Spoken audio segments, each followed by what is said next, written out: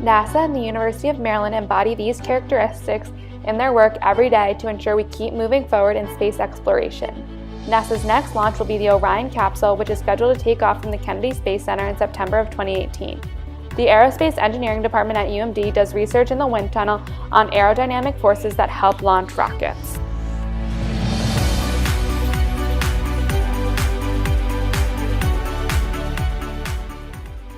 Drag is the force that acts on any body in the direction of the flow. And so if you have, say, a car, it acts in the opposite direction that the car is traveling.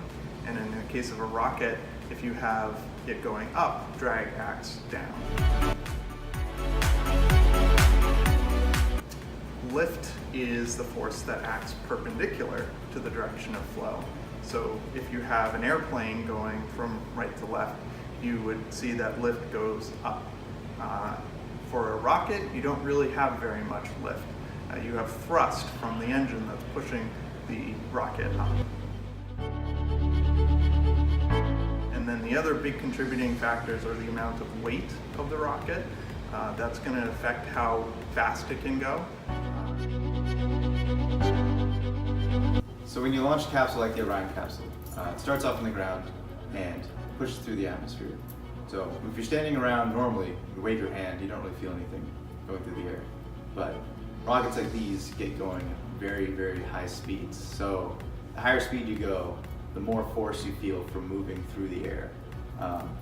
In this case, the rocket's going at high supersonic speeds. So the forces that it feels going through the atmosphere could potentially destroy the capsule and the spacecraft if adequate precautions aren't taken. So that's why aerodynamic analysis of the capsule on launch is very important, and it's why fairings and the outer structure of the capsule are designed in a certain way to make sure that the aerodynamic forces felt during launch don't damage any of the spacecraft. With a capsule like this, you have a lot of the same forces. So for example, on re-entry, you have drag just because you're traveling through the atmosphere. There's no thrust because on re-entry the capsule is just by itself. It's got no engines or anything like that. There's weight, obviously the capsule still has weight. But there is also a bit of lift too. Even though it doesn't have wings, depending on how you enter the atmosphere, at what angle, you can generate more or less lift. And so you can create kind of interesting re-entry patterns, or maybe you skip across the atmosphere a little bit before descending, or you just go straight down through it. The Orion capsule is basically the United States' return to having manned space exploration. It allows us to send people back to the moon and to Mars, which is a long-term goal for NASA.